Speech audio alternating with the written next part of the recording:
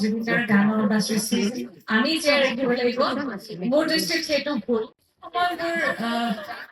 সময়বোৰ পলম হোৱাৰ কাৰণটো হৈছে বতৰ। বতৰটো সাংঘাতিক বেয়া আছিল গুৱাহাটীত আৰু খুব নাহুকে অহাৰ নিচিনা হৈছে।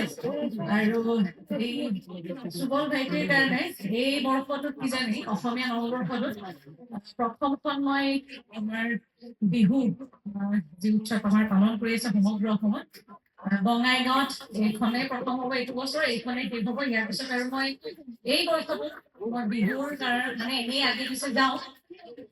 কিন্তু এইবাৰ ক'তো যাব পৰা নাই, কাৰণটো সকলোৱে জানে যে আমি আমাৰ মৰমৰ প্ৰাণৰ আমাৰ জীৱিকাটো হৈছে গতিকে আজি প্ৰথম কিজানি মই 6-7 মাহৰ পিছত এনেকে সাজি কাচি এনেকে ওলাইছো। সাহস হোৱা নাছিলে।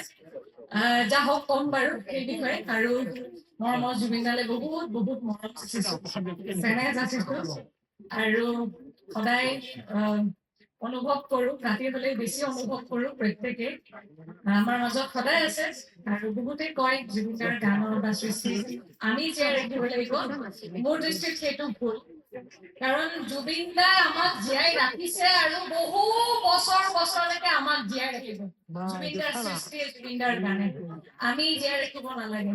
কাৰণ আমাৰ দৰে যিসকল প্ৰত্যাহ্বানপূৰ্ণ জীৱন, যুৱক হওক, যুৱতী হওক, মহিলা হওক, পুৰুষ হওক, সকলোৱে এটা প্ৰত্যাহ্বানমূলক জীৱন যেতিয়া আগবাঢ়ি গৈ থাকে, সেই সময়ত জুবিন দাৰ এটি গান, এষাৰ মাতষাৰ আমাক বহুত শক্তি দি আছে।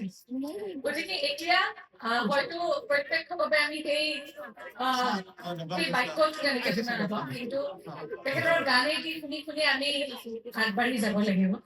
গতিকে যাওঁ, আমাৰ এই দুখন বিহু আছে, চেন্ট্ৰিয় মুকলি বিহু উদযাপন বৰপাৰা ৰাজহুৱা খেলপথাৰত। এইখন বিহুত মই এতিয়ালৈকে ইয়াৰ আগতেও এবাৰ আহিছো আৰু